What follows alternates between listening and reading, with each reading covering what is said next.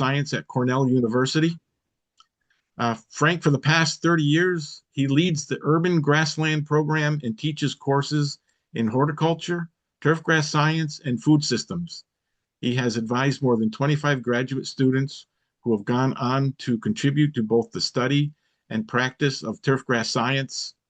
Since 2021, Frank has served as the Richard C. Call Director of the Agricultural Science major, an interdisciplinary major of 130 students developing expertise in the science of the production, the economics, and the environmental impact of food systems. He's published scientific books, chapters, articles, columns, videos, and podcasts, mostly because he can't stop talking about grass, the good grass. You can hear him on the popular Frankly Speaking podcast at turfnet.net. Frank has had a long career advocating for excellence in environmental stewardship and is passionate about firm, fast, safe playing surfaces, and is recognized throughout his career as among the most influential people, receiving the 2017 John Reed Lifetime Achievement Award from the Metropolitan Golf Course Superintendent Association and the 2018 Golf Course Superintendents Association of America President's Award for Environmental Stewardship. Frank is married and the father of 3 children, the past president of his local school board, and a gentleman farmer specializing in humanely and pasture-raised heritage-bred pigs and poultry. Frank is well known to us in the turfgrass business in the golf course world as an expert in sustainability and environmental efforts. So, Frank, looking forward to your presentation. Thanks very much for being here today. Thank you very much, Matt. Can you hear me okay? Yes. Okay. Really appreciate you, all of you, and as Matt said, if Matt Seplow asked me to do something, I do it. It's as simple as that. And that's enough I need to say for the respect and admiration I have for him as a golf course superintendent and a guy. Okay. I really think I want to thank you also for your important service, right? This is how communities work. As a former school board member, I know the thankless nature that this can be sometimes. So I really wanted to thank you all for your service and to the communities and for all of you for inviting me. It seems apropos, Kathy was talking about doing work with stormwater management. That's a real emphasis of what we're talking about today. And I guess without any further ado, Matt, I'm going to share my slides. I'm happy to come and talk to you about phosphorus. It's actually not a topic. I'm sure Matt, I was a little bit surprised when Matt first contacted me. I'm like, phosphorus? Man, this thing's been in the books for 20 years. We've been restricting and thinking about this for the better part of 20 years. So really, I had to go back and look at some history and understand this a little bit better in preparation for this talk. So let's start out with how big the turfgrass industry is in New York. We have about 10% of the land mass of New York State covered in grass in every way, shape, or form. And probably, maybe not obvious to you, but the largest expanses of grass are roadside grasses, right? Most of the grass in most states is roadside grass. And of course, when you think about it, very little, none of that is rarely ever fertilized unless it's fertilized at establishment when it's first constructed and established. It tends to be the dominant land use in urban areas, right? And I'm a kid from, southern Westchester County, right on the borderline with the Bronx and Mount Vernon. I was attracted to this business because I could see it was a little bit of green space in a otherwise, paved over world, right? So this is an important consideration when we think about nutrient management and protecting our waterways from all types of pollution, including the things we do to our lawns. So when you look nationally, 70% of all the lawns in America are in urban areas. That's why we're starting to move towards the term urban grasslands, and we sort of understand the urban environment as its own growing systems.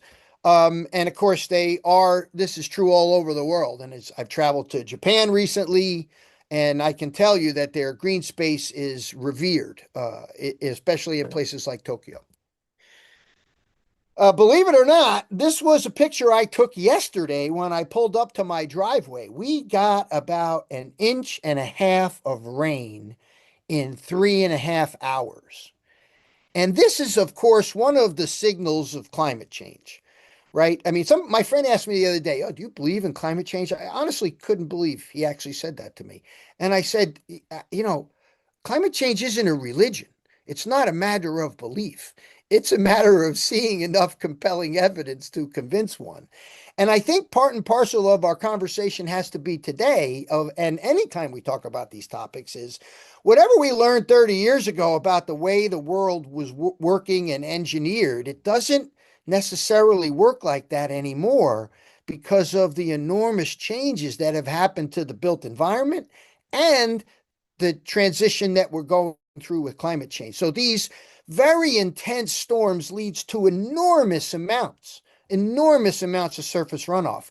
And honestly, I don't care what is on the surface of that ground. When you get that much rain, which is really happening more and more frequently, uh, you know, I just don't want us worried about a mouse when an elephant's going to run us over. Paved areas that funnel water into rivers and streams rapidly will take anything off with them, right? And paved surfaces are a fair amount of the urban environment, right? So I think as we approach this, there are some things we're going to talk about that are really important for us to do and make sure our communities are aware of. But I think we better be mindful of sort of the infrastructure we have as well to deal with these intense storms. And again, big shout out to Kathy and that Conservation Corps to trying to get our arms around how it works. Okay, so anything runs off into our surface water bodies, one of the things that goes with it, in addition to petroleum products and sediments, are nutrients, right? Many times attached to those sediments. And because these waterways, as you all probably know, generally lack nutrients in them, right? They're limited by certain nutrients. When nutrients are added to them, a lot of life begins to grow. And of course, one of the primary things that begin to grow are algae and all types of submerged and emerged vegetation, right? And that vegetation grows and then dies and begins to microbially degrade, which consumes oxygen from the water and creates dead lakes and streams and water bodies. In fact, we know this to be true because an area about the size of the state of Connecticut is dead in the Gulf of Mexico, right? You go down to the Gulf of Mexico, right at the Louisiana Delta, there's an area that extends out from there, right? That is about the size of the state of Connecticut, that there's very little, if no life in it at all, as a result of runoff and movement of nutrients, primarily nutrients, out of the great American farmland and the cities that contribute to these waterways. There's a lot of these areas around the world for sure, and we have some of them right here on Long Island. But when you look at the way studying these big things, what we've learned from studying these big things is that there are a lot of sources of these nutrients, of which fertilizer use on golf courses and lawns are implicated as contributing to. And certainly we can attest that this is true. And as I mentioned earlier, this data, I work a lot with Long Island in a lot of different ways, both the aquatic estuaries and the sensitive environments that they've been studying for a while, but also it's a single source aquifer, right? And so what gets into that water concerns everybody. And since the potato farmers back in the 60s and 70s were using Temic and contaminated the groundwater out on the East End, there's been this great concern about the quality of the groundwater in Long Island and great measures taken to protect it, as well as these surface water bodies that are very much impaired by nutrients like nitrogen and phosphorus. Okay, so let's talk a little bit about phosphorus, the rules, and this was actually a really good exercise for me to revisit these things. And so it was really nice because I, sort of took the beginner mind to it, which, you learn something and you put it in your head and then you're an expert at it and, you forget about it and then you come back to it. It's like, oh, okay, I got to relearn this. And so let's look a little bit about how this happened. And, pretty much from the industrial revolution into the 60s, when we began to become aware of the impact of the industrial revolution on our environment, Lake Erie burning, all the stuff that many of us can remember from years ago about early concerns about environmental quality, and actually gave rise to the Clean Water Act, signed by no other than Richard Milhous Nixon. Believe it or not, a Republican signed the Clean Water Act. And that began a series of, you know, additional legislation and restrictions and collecting data and monitoring our waterways. And it was identified pretty early on, boy, we're putting a lot of phosphorus into the environment. And again, like me, I'm old enough to remember, phosphorus in our soaps. And so, okay, let's get it out of soap. All right. And then obviously, as you progressed and kept looking for phosphorus, it looked like lawns and the urban environment was a place where it was being contributed as well, right? So in the 70s and 80s, you got the phosphorus bans, the first big reduction, and then lawn fertilizer limits came after that. All right, here we go. So the original work here, uh, first regulations came out of Minnesota.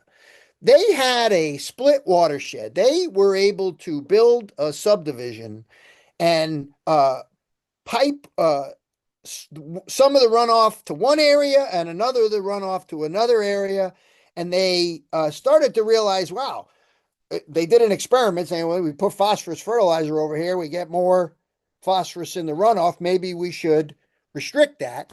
And so the early laws started in 2005 in Minnesota. And actually, the research from this split watershed showed immediately that they were getting some reductions by reducing phosphorus use. And in subsequent studies, have continued to show some reductions near the source, but the bodies of water that ultimately become impaired are not improving rapidly. That is one of the fundamental problems with nutrient contamination, even different than pesticide contamination of the old days. Pesticides are not as persistent as they used to be, but nutrients have a legacy effect, and phosphorus is one of those nutrients that has a legacy effect that's really hard to get out of the environment once you get it in there. New York came out with their law in 2012, so it was about 7 years later, with the goal of reducing water pollution and algal blooms, and basically said you can't apply phosphorus to water lawns anymore, and the only time you can do it is for new turf establishment, and if your soil test shows that you need it. So we're going to take apart a little bit about this in a minute as we talk about growing grass, but this is what the law says. Now, the second part of this is what I think when we met, Matt, I was sort of saying, yeah, okay. I don't see a lot of garden centers checking soil tests. I don't see a lot of people walking into garden centers where they buy fertilizer. I didn't know you had to upload a soil test to buy phosphorus from Amazon or any other place you want to buy things. So that second part of this thing is a little bit tricky to enforce, as I see it, and at least in the practical world, which I think was part of the motivation for me being here today. So you can't apply it generally. Can't apply fertilizer in the state of New York between December and April 1st, and that's good because there isn't any need to do it at those times. Especially on side, obviously the law says don't put it on sidewalks, driveways, or roads. I realize some people use urea to melt snow sometimes. I didn't realize that. But that is a fundamental problem that when fertilizer falls, you're trying to fertilize an area with pavement next to it, and the fertilizer falls on the sidewalk, right? You got to clean that up. I mean, if you just calculated a few prills from every single fertilizer application made, that's enough to cause a problem. So one of the issues is we got to get the fertilizer on the lawn, and that's what the law says. 20 feet back from water, and buffers allowed 3 to 10 foot setback. So, they're trying to make sure that it stays on the lawn. Now, the law applies, as I've read it in New York, primarily to homeowners, landscapers, and lawn care professionals. Retailers must comply with labeling rules. We're going to talk about that in a second. But it doesn't apply to ag, your gardens, trees, and shrubs, and for unfortunately, not for compost either. And so that's, I think, a concern of mine as well, because particularly the form of compost you use could be bringing along a lot of phosphorus with it. So it's a lawn focused law. So since my golf brethren are here, I thought I would add this wasn't a law designed for golf courses, but the science behind it and what I'm sure, I'm going to talk about the golf guys in a minute because I work with them a lot. We only want anybody applying a nutrient when it's needed. Right? I don't care where, we don't, laws or no laws. We've got people obsessed about soil testing, and soil testing isn't in and of itself isn't a bad thing, but it's been bastardized to sell fertilizer. I mean, in simple terms, we've turned soil testing in the best way to sell fertilizer you could imagine, and we'll take that apart here in a minute. So let's finish up on the laws. There actually is a law that retailers have to apply for if they're selling phosphorus fertilizer, right? It has to be uh, the retail rules. They're not about application. They help consumers choose things appropriately. If you are selling phosphorus fertilizer, they should be separated from your non-phosphorus from your non-phosphorus fertilizer. You have to have a warning sign. Um, Obviously, we want consumers to check the fertilizer label. Not always so easy to do. And look for that middle number, and that middle number should be 0, right? So that fertilizer, if it's got phosphorus in it, like the one on the right here, that's a 0.460, right? A real high source of phosphorus, generally not used very much in lawns. I can't imagine a situation where I would ever recommend a product like this. Maybe on a golf course, planting into pure sand, a new establishment in pure sand, maybe I'd recommend that. But generally, I couldn't imagine a reason why you would use that superphosphate on a lawn. Now, maybe in your garden beds, or, you have, deficiencies for blooming or for vegetable production. That's a different animal. But on the left there, you see the lawn fertilizer. And obviously, you got to zoom into the bottom right. I mean, for those of you looking at a screen, you got to get up close. I left it like this on purpose. They don't really make the numbers on the fertilizers very obvious. In fact, most times with Scott's fertilizer, you got to go around to the back and look in the fine print on the back end of it to even find what the analysis of the products are. So, stores are required to have warning signs. This is the Massachusetts example of a warning sign. I actually couldn't find an example of a New York water a phosphorus sign where a retailer explains why this fertilizer is separated from the other fertilizers and how you're able to use this fertilizer. Okay, the big idea was to get people to think about this at their purchase. It targets the store. We want to make more informed choices, shift behavior through visibility and simplicity. But honestly, if you go to the big box stores, I promise you, most people working in those garden centers are not aware of this law.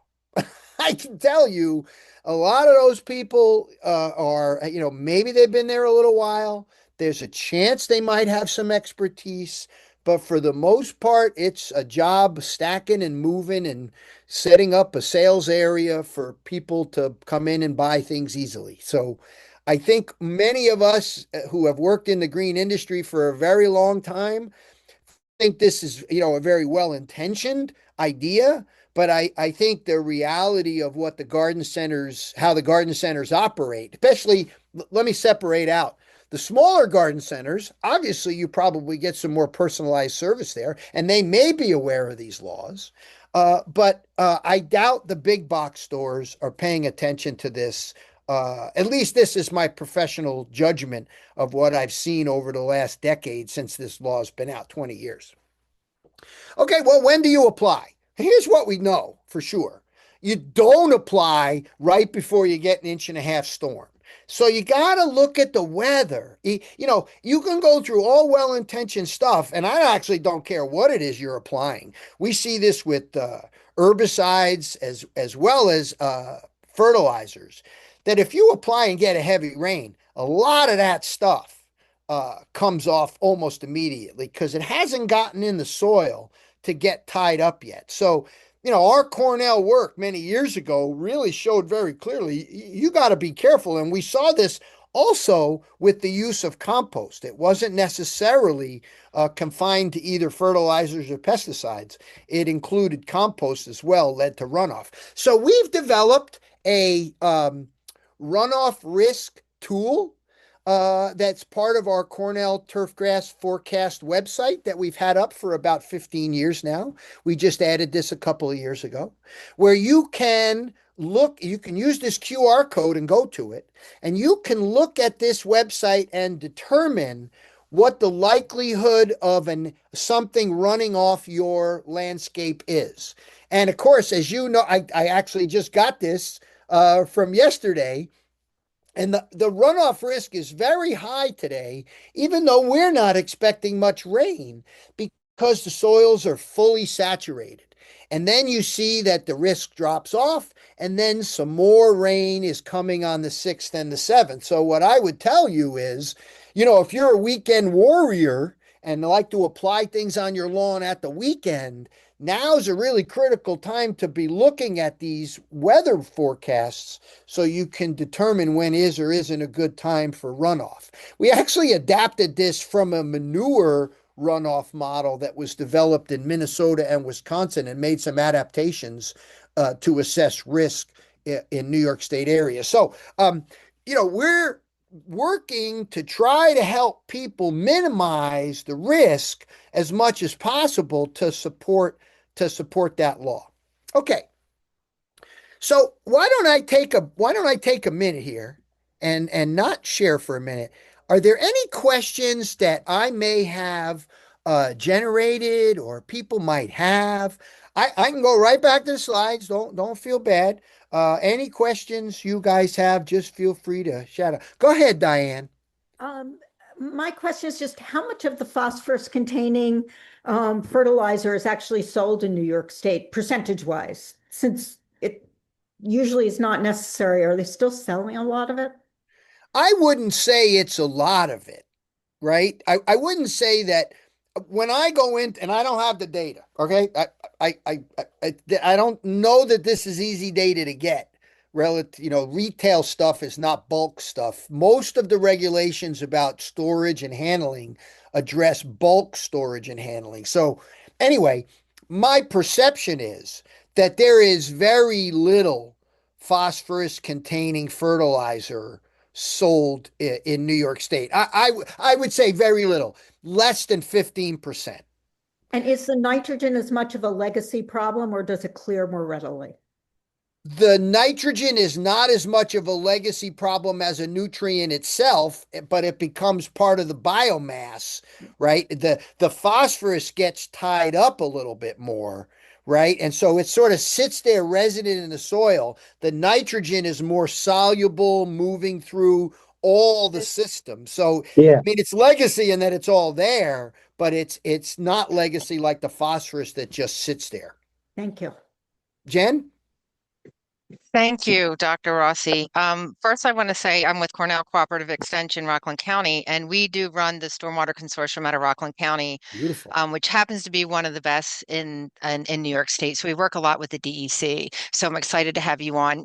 Happy Second, to chat with you after this as well. And anything yes. you're working on, people are finding out about us all of a sudden after many years of this work. And I would be happy to chat with you offline some other time about how we can support what you're doing. Absolutely. And this is coming at such an excellent time because since I've been working, the whole reason why we have a stormwater permit is because of nutrient pollution. So our education program, my assistant Anna is on the call as well. We just did a presentation very recently. It was very well received on phosphorus and phosphorus runoff from our lawns and the sources where phosphorus is coming from and how the public, particularly homeowners, steps they can take to reduce phosphorus runoff. That's where I'm And going next. That's where I'm going okay, next.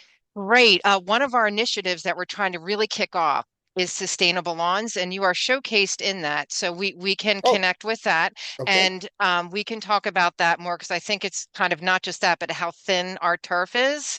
And so you're connected. We have a sustainable lawns web page that we are trying to build Okay. and make it really good and Okay.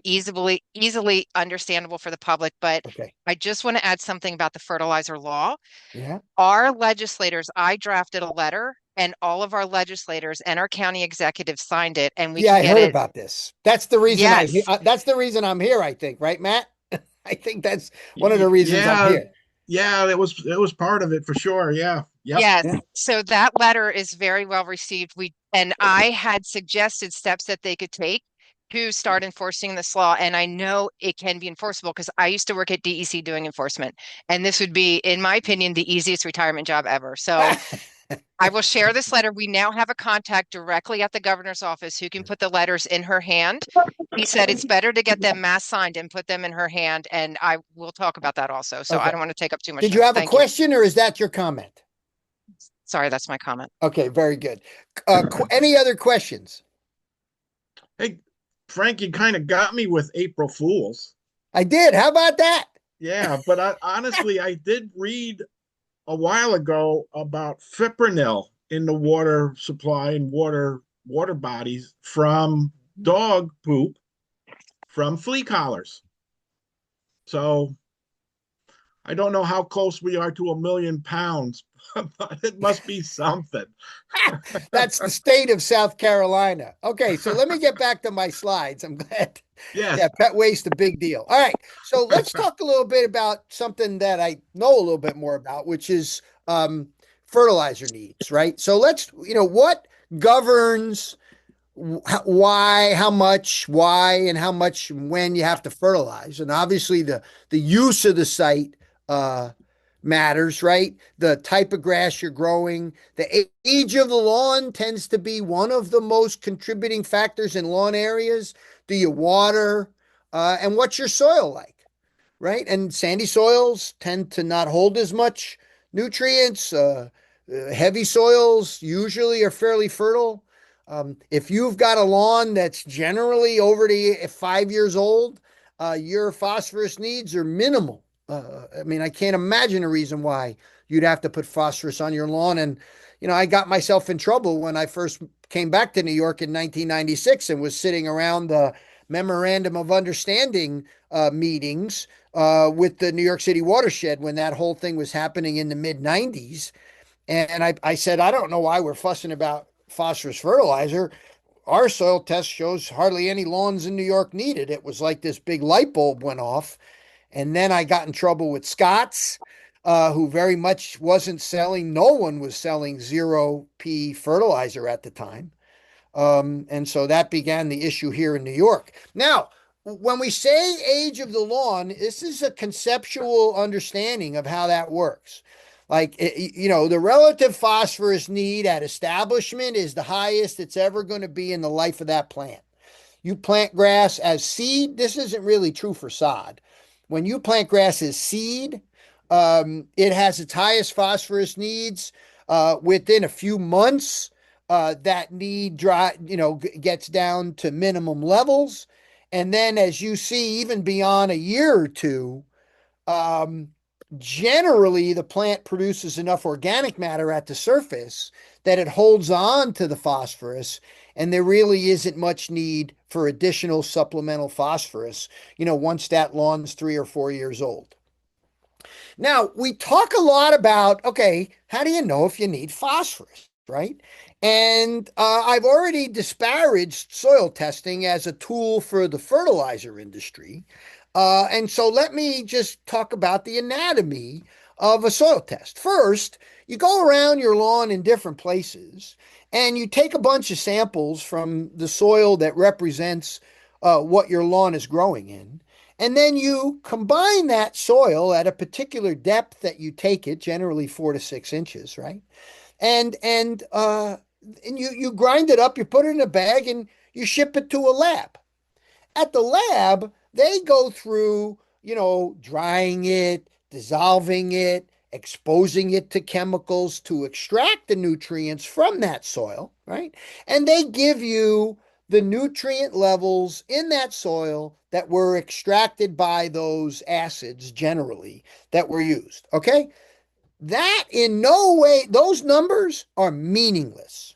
No one on earth could tell you what those numbers are until you do research that calibrates those numbers, which means you got to go out and find soils that have very low levels of nutrients and then apply fertilizer to them to see if you get a response. That's how you determine how to interpret those numbers that are in that soil test.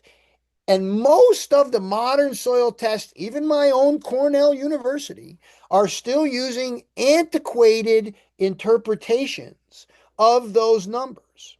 I don't send my soil samples to Cornell. I send them to Brookside Labs in Ohio because they just give me the numbers.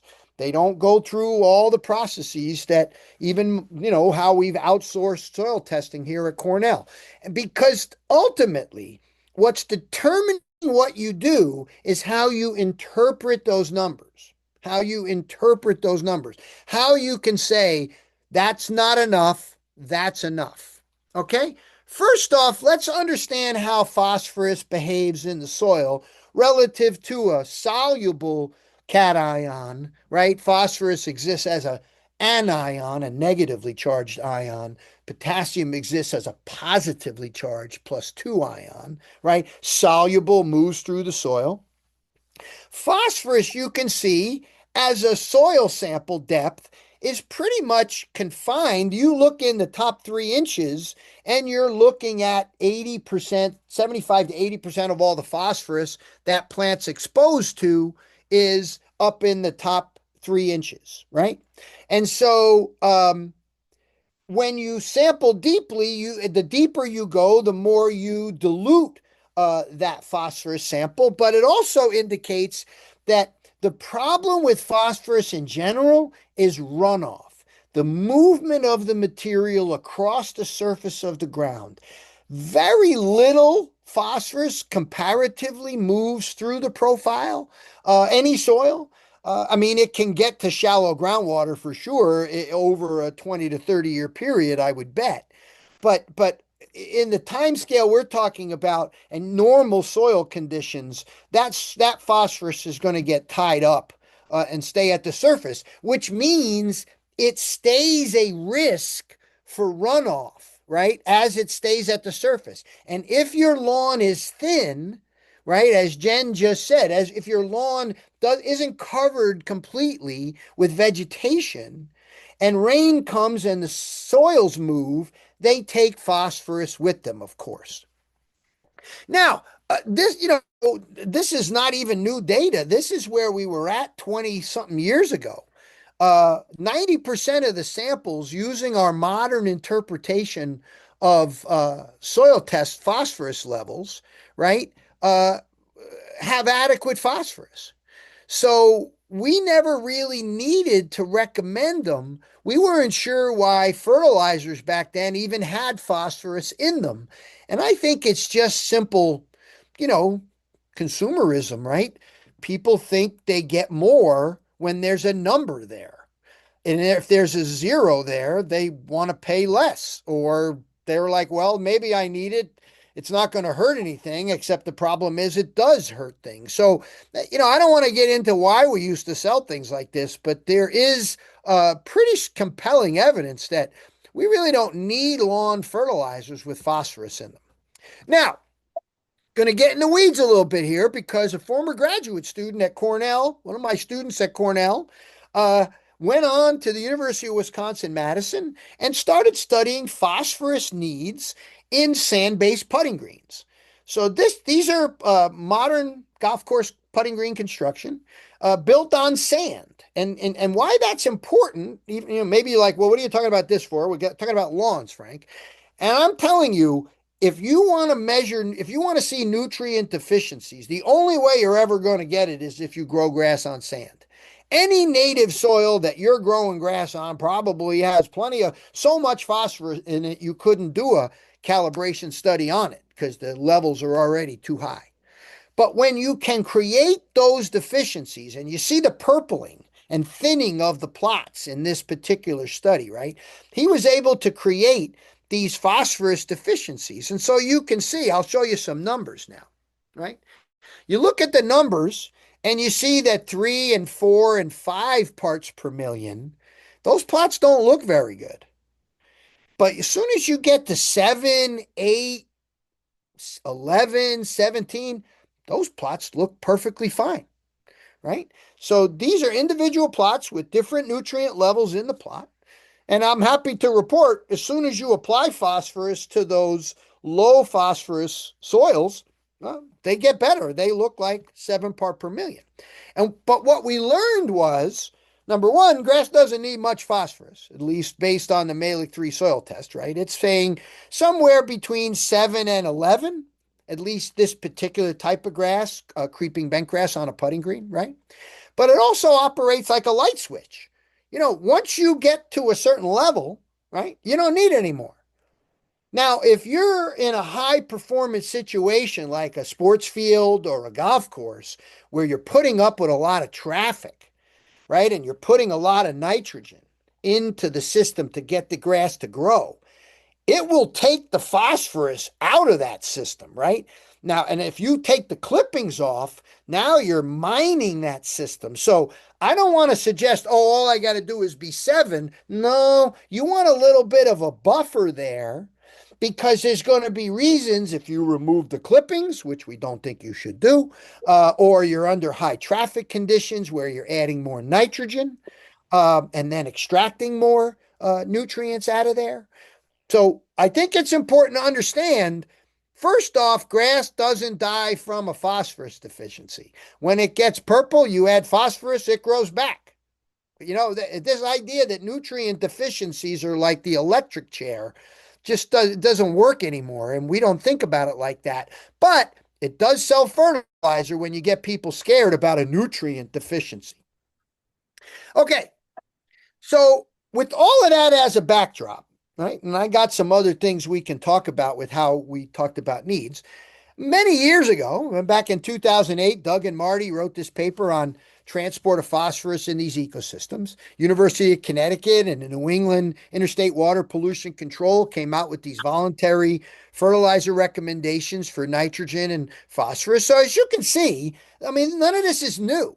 We've been talking about this for 15, 16 years, at least giving recommendations. Now, recently, my colleague Carl Scamenti and I, Carl is our urban environmental scientist, extension specialist for the state of New York, who maybe you've had on the program down there. Carl and I worked with the Upper Susquehanna and Chemung watersheds voluntary program back in November and wrote up these nutrient management guidelines for what we think are any watershed or anybody concerned about pollution of any kind should consider referring to. This is what we would consider to be the latest thinking on nutrient use for water quality protection based on specific areas and with the best science available today that we think is defensible, right? We believe these nutrient rates can be defended. And when it comes to, the average lawn, a low traffic native soil, right? Most of us are looking at our lawns, right? Right. Apply phosphorus only as needed. Native soil systems are unlikely to be lacking phosphorus. Conduct a soil test if turf has a purple hue or if growth is unchanged after N applications only. That's another way to determine that. If you put on a nitrogen fertilizer and you don't really get growth when it's like 70 degrees and sunny and the soil's nice and moist, that's an indication you might have a nutrient deficiency. But if it's not purple, it isn't phosphorus. That's one of the beautiful signals of phosphorus deficiencies. And then, of course, we promote these MLSN guidelines, and I'll talk to you about that in a second. So here we are. So my other graduate student, Micah Woods, worked with me about 20 years ago, and we studied potassium in particular. And then he went on to other pursuits and worked in private industries, and then developed with Larry Stoll at the Pace Turf Group out in Southern California a new way of interpreting soil tests. And this is what I was talking about earlier. When you get those numbers from a soil test, how do you know what they mean? Well, one way to do it is the calibration studies. The other way to do it is to collect 25,000 soil samples from around the world from turfgrass professionals who attest that it came from good looking grass that was performing well. And so 25,000 samples from all around the world with all kinds of grasses, they got enough data to basically conclude with confidence that these minimum levels of sustainable nutrition soil guidelines, right, on the left here, that's a good place to start, right? That's a minimum level that a lawn in the state of New York might use, right? So if you're above these levels in a soil test, you don't need to add fertilizer. If you look closely at the guidelines that were the previous guidelines, you see we were requiring twice as much phosphorus as a minimum as we used to. And so we actually believe here in New York State, if you look at what Soldat did in Wisconsin, that we're probably in the 15 range.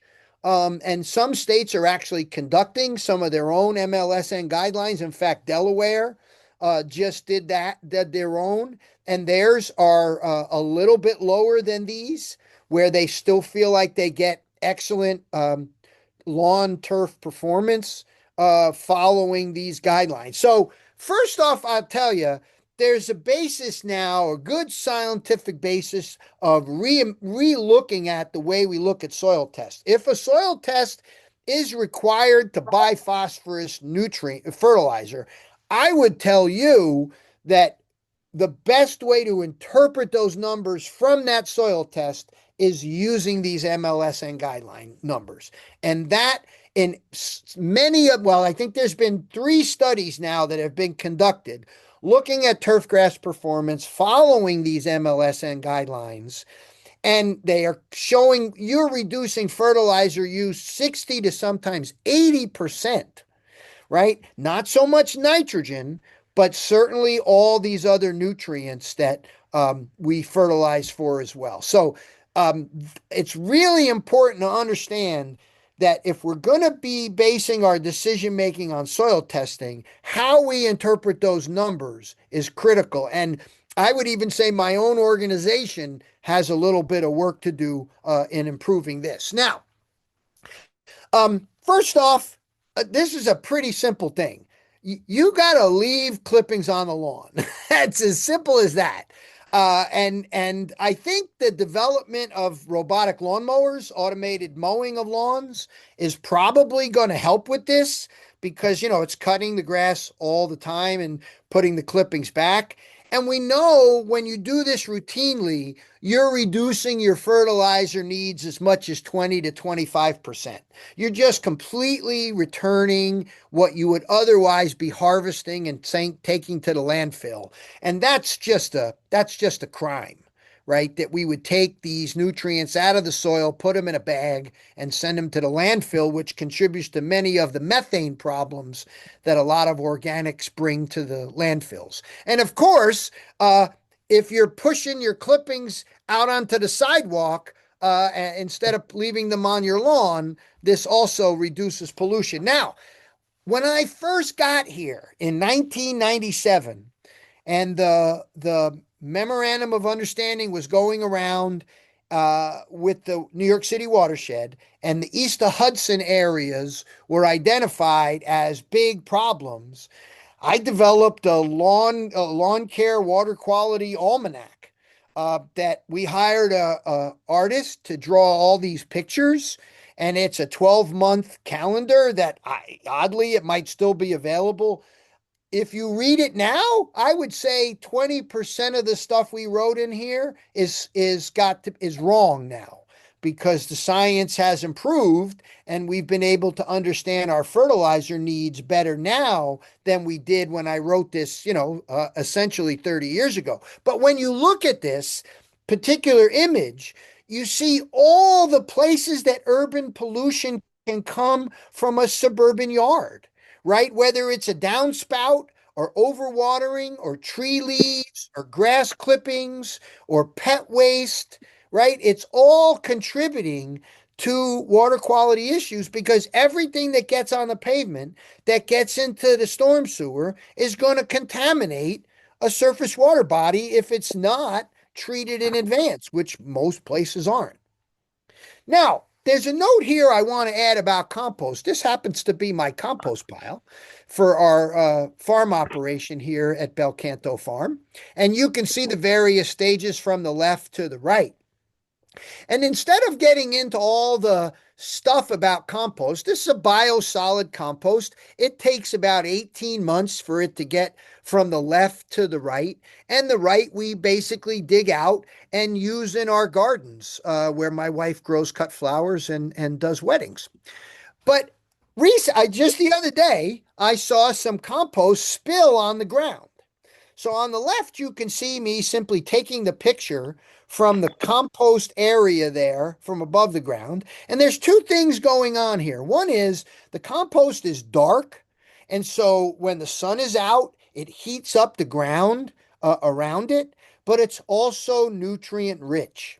And one of those nutrients that's very dominant in biosolid systems is phosphorus.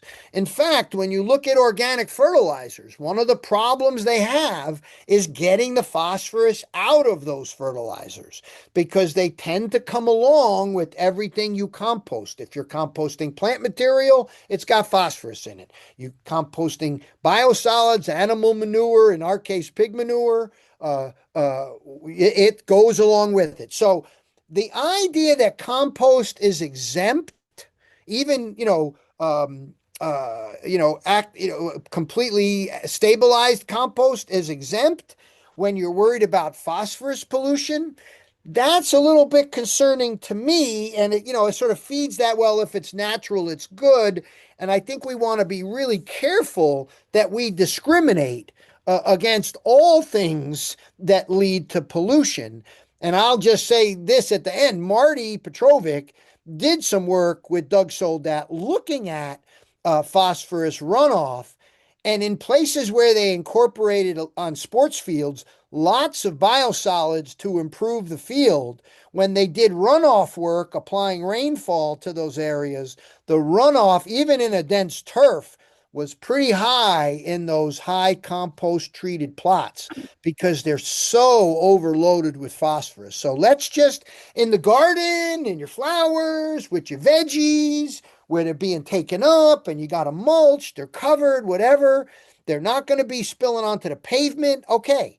But on your lawn, I think this is a very different animal, and one I would really cause I would add that is something we have to be concerned about moving forward. Now, I mentioned this earlier, but I think it's against the law, but I don't actually know. I should have looked it up. But you're blowing clippings onto the side of the road. That's not safe for bicyclists and other people. Never mind, as I said earlier, you basically put a 3-1-2 fertilizer onto the ground. 3 parts N, 1 part phosphorus, 2 parts potassium. That's the nutrient concentration of grass clippings. 3% nitrogen, 1% phosphorus, 2% potassium. So every time you put the clippings on the side of the road, you've added that much phosphorus to the environment. Now, obviously, we want you to clean it off, but don't blow it into the drains, right? And, as blowers become out of vogue, this is getting harder and harder to do. And some of the ways we design urban areas, I mean, how do you fertilize that patch of grass on the left? It's very, very difficult with a granular fertilizer. Maybe a liquid hose applicator might work better, right? What do we design in urban environments like this for in some ways? Maybe we have to think about these areas, especially you look at these tight triangles, being able to keep grass growing there is really tricky. And then if you're near a water body, we want you to stay back from those areas, right? If you happen to be near a surface water body, you want to be very careful about the way you apply anything near that buffer area. Now, one of the things that's important to keep in mind, and I don't know if there's towns in Rockland that do this, but I know, like you look in Westchester County, Scarsdale, for example, they'll spend millions, literally millions, collecting leaves that the residents bring to the side of the curb, or the people that the residents hire likely bring to the side of the curb. And then, as they get around to pick up these leaves, it rains, people drive, kids jump, right? Wind blows. And you get those nutrients in those leaves that are purposely brought to the curb before they're picked up, correlated with high levels of phosphorus spikes in a lot of surface water bodies. We learned this in Madison, Wisconsin, when I was on the faculty out at UW-Madison. Some of the early phosphorus concerns came about. And one of the first things we told them was, as soon as you get around a lake, you got to start sweeping the streets. You got to sweep the streets more. They actually went and bought more street sweepers. And especially when a lot of stuff falls on the streets, it's important to get out there and clean them up. Again, everything that falls on the street, if it goes in the sewer, unless that's treated, which in most cases it's not, it's going into a stream or a water body. So, yes, I think we got to be careful how we fertilize our lawn, but I think we got to be careful how we handle organic waste in the urban environment. That's, I think, a significantly important part of this conversation. Okay, so I think I'm getting close, and if not a little over where I want to be, but I want to talk a little bit about some data that's been going on with the golf course superintendents, because you guys got golf there in Rockland County, and the National Association and our state industry has been asking our industry about how much nutrients they use. So when you look at this national study, they've now conducted it 3 times, right? And this is just an inventory of the federal, state, local, or tribal authority restrictions on any nutrient use in the United States of America. So you can see from 2006 to 2021, almost all of them increased, right? Some more than others, right? Nutrient restrictions of any type seem to go down a little bit from 23 to 18, at least based on a 7-year survey period. Phosphorus, I don't know how you would lose regulation, but not as many people answered, probably from areas that are regulated. So you have at least 15 to 20% of the golf courses nationally, right, restricted with how much phosphorus they can use, even though not necessarily in New York. Okay, so nationally, right? How much phosphorus do people use when there are restrictions or not restrictions? Well, it's not a surprise. You look at this middle, well, I'll get my pen out in case, oh, sorry, my pen out here, right? You know, not restricted and restricted. So obviously, you see a reduction when you restrict, but overall, not, I mean, if you consider pet waste at zero point 0.6 pounds of phosphorus, right? Right? 0.6, this is less than that. This is the Northeast numbers from that survey over the last 3 years. So I think the big thing to keep in mind is the numbers have dropped dramatically. Now, the amount of area that's being fertilized with phosphorus has dropped dramatically. Some of that is related to we have fewer golf courses nationally than we used to, and this is Northeast. So you see in the Northeast, we've significantly reduced the number of acreage that we apply all nutrients to, but especially phosphorus. If you look at phosphorus, it's seen the biggest drop in the way it's used on golf courses, which of course we're very pleased to see. I was also pleased to see on the other end, the frequency of golf facilities that reported no applications of phosphorus. So you're looking at by 2021, 20% of all the golf courses in the country, right? This is across the country. 20% of the golf courses in the country are not applying any phosphorus to their golf courses. So again, very encouraging to see that at least in this case, golf's really working hard to not make these applications. Now, we did a recent survey of our industry with the Empire State Golf Alliance and working with the New York State Golf Foundation and a lot of other entities in the game of golf, particularly focused on the economic and environmental impact of golf. And our survey showed, and my former student who writes this Turfgrass newsletter, that the MLSN and clipping volume is really being adopted on New York golf courses. These are two methods of reducing fertilizer use. MLSN for most nutrients, and clipping volume helps you govern your nitrogen use more effectively, right? Our MLSN methods are showing phosphorus needs are lower, and 47% of our New York golf courses are now using these guidelines. Only 39% of the golf courses apply phosphorus to fairways, 22% to roughs. And so we're down from the GCSA survey where it used to be 50% and 31%. So things are getting pretty good here in New York. And as I wrap up, I'll say again, this wasn't really designed for every place phosphorus is applied, but what we've been, promoting for a lot of years is, why apply something? How are you? Apply something you don't need. So with that, thank you all very much. I'm happy to take questions if you have them. Thanks very much, Frank. Very informative. Anybody just chime right in, or if you want to, you can throw something in the chat, whatever you think. Go ahead, Go ahead, Diane. Just one comment, which you may well be working on, but as you show these small roadside things, the slide that you had with the deflector shield and the water bodies, native plants, native plants, native plants.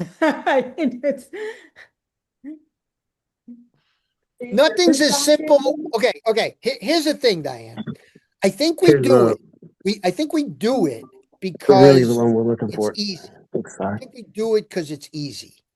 And native plants requires some expertise, some modification of the soils to make sure they can handle these tough environments. And my experience has been native plants sort of struggle where they get salt sprayed on them and where there's some compaction. So I think I would say something other than grass, and I'd let smarter people than me determine what that is. But again, if you have even if you make it into a bioswale, you have to have plants that are going to survive Oh, those difficult environments. I put the foot at a little bit, the foot out of that at the way we design the urban environments. What do we got to have that there for? Maybe it's safety, maybe we put brick. I don't know. But I know in general, Diane, that's a tough place to grow everything. And keeping grass there, I think, is done simply because it's viewed as stupid simple. Other questions? Um, Maybe I could just ask one. Jen Zanino Smith here, who's here today, has told us about phosphorus levels in surface waters in Rockland County, and the message I got was, we can't figure it out. It's been banned for many years, and phosphorus doesn't go down. And you seem to be confirming that. Um, so I guess and the natural reaction to that is saying, well, these stores are still selling it and people are still using it. But from what I understand is it might be a little more complex than that.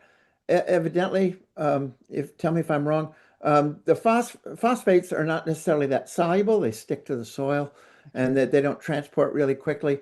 So here's my question. Do you think that erosion of streams and water, near lakes and streams, and bringing that soil in with high levels of stormwater runoff is responsible for making like a reservoir of phosphorus within those water bodies, like the mud sits at the bottom and then just slowly leaches out the phosphorus into the Well, water. Is that a in significant path? and Larry, thanks for bringing this up because it does highlight something really important. That the best way to minimize any movement off of anything off your lawn is to have it dense with vegetation. And there's very little evidence. There's a little bit, but there's very little evidence that if you got clover and dandelion and ground ivy and grass and it's at 100% cover and dense, nothing's going to move off of it. It doesn't necessarily need to be 100%, pure a pure stand of grass. We know how a pure stand of grass behaves, and once you get a pure stand of grass, it's actually pretty easy to keep it. But the primary role it plays is reducing erosion and movement of sediment, where particularly phosphorus, right, is transported. Now, having said that, people say, okay, don't fertilize your lawn. That's a bad idea. If you have a thin lawn that is not covered in something and the rain hits it, it's going to move that phosphorus off. And everything you just described about how it makes its way along into the rivers, along the edges, and accumulates there and has that reservoir. If you don't have dense vegetation, I don't care what it is. It could be a meadow, even a meadow will work. Um, you're going to get movement of that material off of there. And that's why I think grass remains one of the sort of important keystone plant materials in urban environments because they have the ability to filter stuff out if it's dense. Mhm. And if I could just add, maybe for Jen's benefit, that maybe one of the tools in lowering phosphorus getting into the water is to concentrate on the other part of her work, which is the stormwater control, which is not necessarily in someone's yard. It's ripping up the sides of a little feeder creek or something like that. And to the degree we can stop that velocity, we can keep that soil from getting into the larger waters. So anyway, thanks a lot. Yeah. Hey, Matt, you probably can talk firsthand about riparian work you probably did at the golf course. Did you have to do much riparian stuff along the streams when you were at Rockland? Well, we didn't have much. We had no streams that really ran through Rockland, but the buffer zones certainly became the big deal, letting grass grow. And then you get into, like you said, as long as it's a real thick, healthy environment, you pretty much have controlled erosion. But then you get into the other aspect of environmental benefits, determining whether it's an invasive species or not. I mean, Yeah. Yeah. that becomes the other issue too.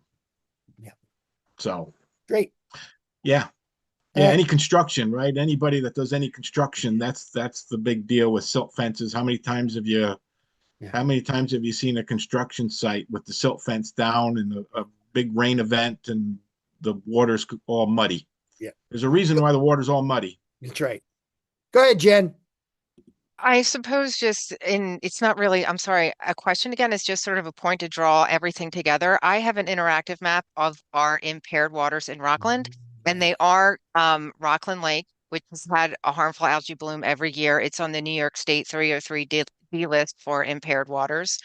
So that's around the Rockland golf courses, which then flows into a few other impaired lakes, and then down to our drinking water reservoir, which is also impaired for phosphorus. So that's another part of outreach that we're doing to our communities. We're trying to also get a few other water bodies listed for impairment. That's why we're working so hard to try to do this sustainable lawns, to try to do this exactly what you're doing. So I'd love to try to marry maybe our presentations together, work more with Cornell. I think also stormwater consortiums across the state are looking to tap into our sustainable lawns webpage and get this out. So I think it'd be a great, unified um, network if we could do. And if we could, I would also like for you to review my letter to the governor because we do want to revise it. Um, and then if you have anything you want to add on there that you think is incorrect or you think would make a better point, please do that. I don't ask for people to be nice. I ask for honesty. If you don't give me honesty, I'm going to keep driving backwards. And who wants to see somebody driving backwards on the highway, right? So I can put my interactive map in the link here, and at another time I can share my, Cornell resources and whatnot. If there's any other questions for me, people can contact me as well. There was also one other study that we did in Rockland that shows all the non-point source runoff coming around our lakes and then how we can incorporate green infrastructure around the lakes to try to capture the non-point source runoff because that's our drinking water and everything. So yeah, everything is kind of, coming into all the topics we talked about today. So thank you. Yeah.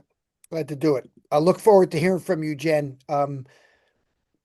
We've been trying to get with the DEC, who's doing their own lawn outreach program.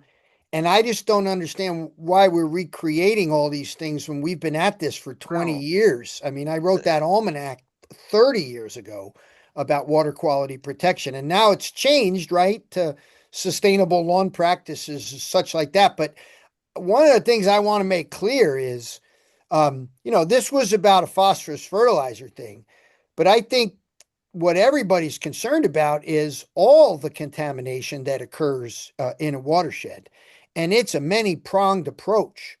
I don't like to, I certainly, and anybody who knows me, I'll call out our industry on it, but I don't want to demonize one thing and, again, miss something also that's important for us to do.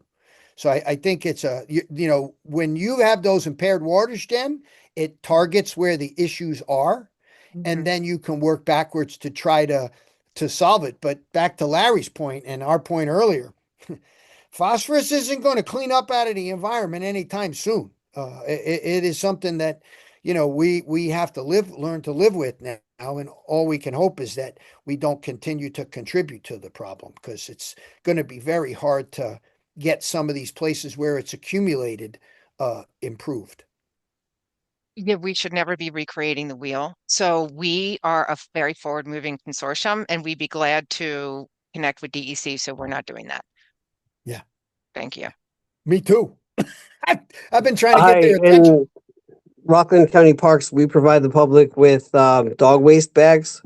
Here you These go, are made out Chris. of plastic. Is it better to have the dog waste bags encapsulated with the dog waste, or should we be looking for composting or any other better materials that we should be looking for in this? Well, that's a great question, and I'm not an expert, but I can tell you that there's two places it should go: in your toilet or in your garbage, right?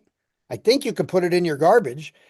So I don't think we want to put it I don't think we want to put it in compost piles.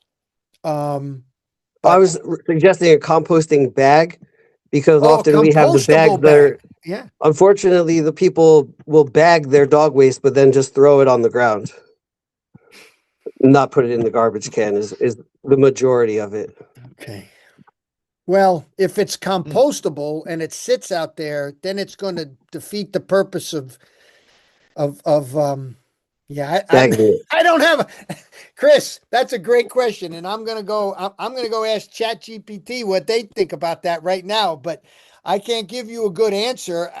I will say, that you're right. They pick it up and then they'll put it next to a tree, right? Like Right. they'll pick the poop up, and even if they don't leave it right where the dog pooped, they just move it to a tree for you to have to pick up. And I guess if it goes in the landfill, that's the best place for it.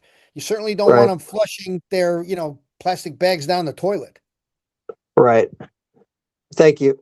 Happy to do it. But Matt, I hadn't thought about that.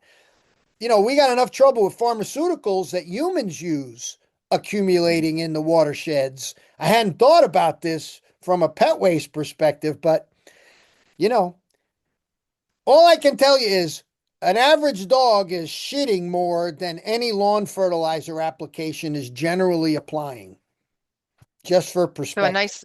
a nice commercial, maybe by the state, don't dump the storm drains, don't do it with your pet waste would be what everybody needs. That's right. But Yeah, they leave it to all the municipalities, so thank you. yeah. Okay, we're good, Matt?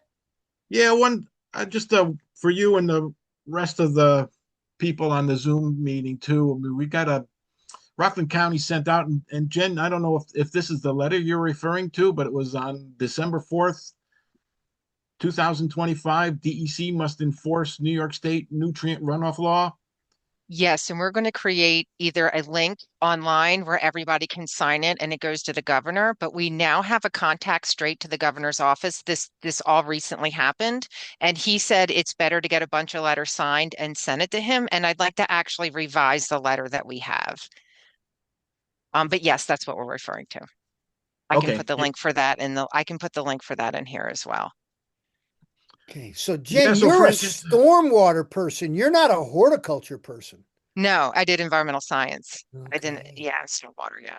Oh, nice. Okay. I'm like, well, how come I don't know you if you're in Rockland County growing plants? Is there a horticulture person in Rockland County? I know Yeah, they used to be a really competent diagnostician there years and years ago. yes. We still have a master gardener program and we still have a lab diagnostic program. Okay. So we have Michael Wilson now and then Kristen Michael Wilson. Osman and yeah, Okay, good. All but right. we're Well, let's stormwater's all work big, together, yeah. right? I Yeah. think if we're going to get you and with us, which now I feel better about not knowing you because you don't work in the area I'm in. Cause I'm like, oh my God, please don't tell me this woman works in horticulture and I don't know her. Cause, No. our job's to amplify exactly what I did today to the counties so that the residents have equal access to it. In the old days, it was farmers. Now it's people with lawns and people who live in watersheds. That's how extension's supposed to work. So. Yeah. Let's get Mike Wilson on this too. Yeah, I've copied him. Yeah. Great, So I copied him on today. I don't know if great, I guess he didn't join, but yeah. Okay. great. All right. Well, that's great. How much phosphorus does it take to have a big algae bloom, Frank? Do you know, or is it? I Because think that's where well, the I bet you main. Jen knows the health advisory limit, don't you, Jen? So that I do actually not know because we're so honestly over our heads was I trying think to it's meet the like 3 part DEC's. per million it's very low. It's much less than nitrogen. Wow. It Yeah, might it's even be pretty And low. one. so it's legacy though. It stays in the lawn. I mean, it stays in the water body, so you will see it again year after year, right? So our problem is construction is a big issue. The sediment coming off at construction sites, which is everywhere, and the But don't you fines for put a lot? I construction mean, listen, sites. up here in little Podunk Tompkins County, you're constructing something, man. They're going around checking that stuff all the time. The Yeah. silt fences and everything else. Hmm. So yes, down here it's more densely, we have more dense construction. But one of the issues we have when I was doing enforcement with DEC, and I did it around 7 counties around here, is that the fines for water quality just aren't very high. It may be $500 a violation, and it tends to sit on a bench because you have other violations like building codes and fires and this and that that tend to take precedence. So me being now part of a stormwater consortium, one thing we might want to do is outreach to the judges to let them know, hey, this is a problem. Phosphorus is an emerging contaminant. This is what's happening to our waterways. Look, I've been presenting on it. Now we're with Cornell. We need to raise these fines. Yeah. So that's what we have to do. We don't have to do it just in Rockland. It's everywhere.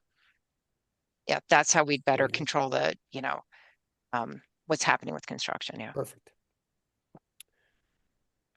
All right, I will leave you with this. the leave the leaves is a big push. So we need to now make sure that we're leaving the leaves under trees and not where they are going to decompose and have that runoff run on a driveway or a road or whatever the case may be. So this leave the leaf push needs to be looked at a little bit with when they decompose that they're staying there. Which kind of, Frank, any idea of how much phosphorus or nutrients is taken up by a tree? Obviously, there's a whole bunch of difference between trees. Well, it takes it up and then it drops it and it leaves. It falls. It's the way it's supposed to go. It's supposed to fall to the ground and then go back in. So this is the same thing. Whenever I talk to the landscapers in Westchester and Long Island about mulch and leaves, they want to kill me. It's tough to do. The leaves don't fall all at the same time. They don't have the equipment to process them in the way that they'd like to, the way their customers are satisfied with. And so they wind up taking them away. I don't know how much, listen, I'm not a tree guy, but here's what I can tell you. Once a tree's 10 years old, you don't have to fertilize it. Full stop. Once a tree becomes mature, trees learn how to mine things. They're there for the long term. So I don't think that's something we have to worry about.